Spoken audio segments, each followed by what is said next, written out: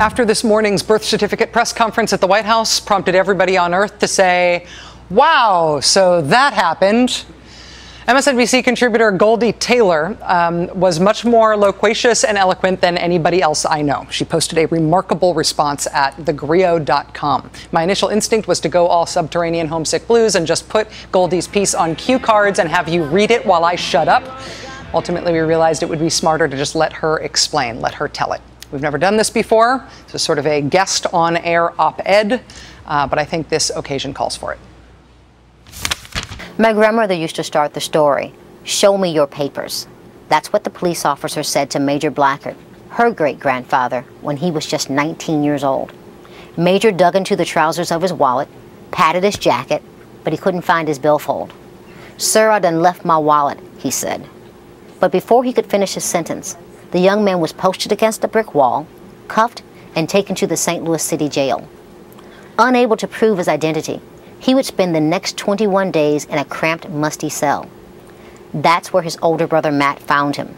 He had been beaten and was bloodied. Matt returned with Major's employer later that day, wallet and identification card in hand. They needed to post bond, and the police officer needed to see a white face. The year was 1899, and Major Blackard was my great-great-grandfather.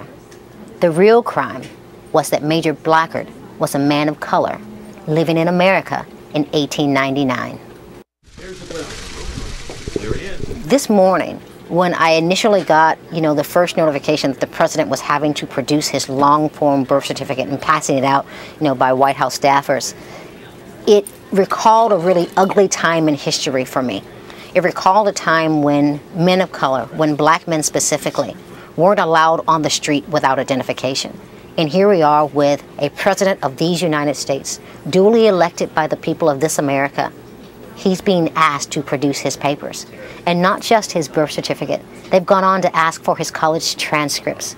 Never in our 235-year history have we ever asked a president to prove that he was born on this American soil. Good morning. In a stunning show of unchecked ego, Donald Trump quickly hosted a press conference. He took credit for forcing our president to hand over his birth certificate.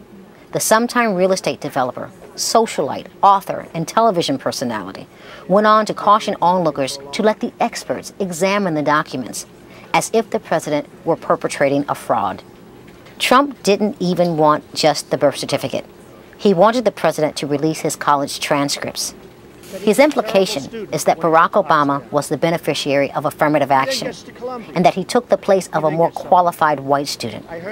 Apparently, graduating magna cum laude from the nation's most prestigious law school and being named editor of the Harvard Law Review, the institution's highest student honor, is just not enough for Trump.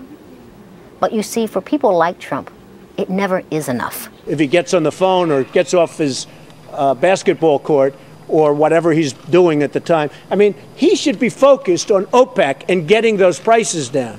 As if his place was better on the basketball court. When they tell you that this isn't racial, don't believe them. This controversy was constructed solely as a way to delegitimize the presidency of a black man. Those who question the location of Barack Obama's birth are clearly the same people who would pack up and move out of a neighborhood if somebody like me moved in next door. They are the same people who would believe African Americans are better suited on the basketball court than in a boardroom. When they say they want to take their country back, they mean from us. Goldie Taylor's full article in response to this presidential press conference today is posted at thegrio.com. Highly recommended, and thanks, Goldie, for doing our first ever guest op-ed. Now it's time for the Ed Show. Have a good night.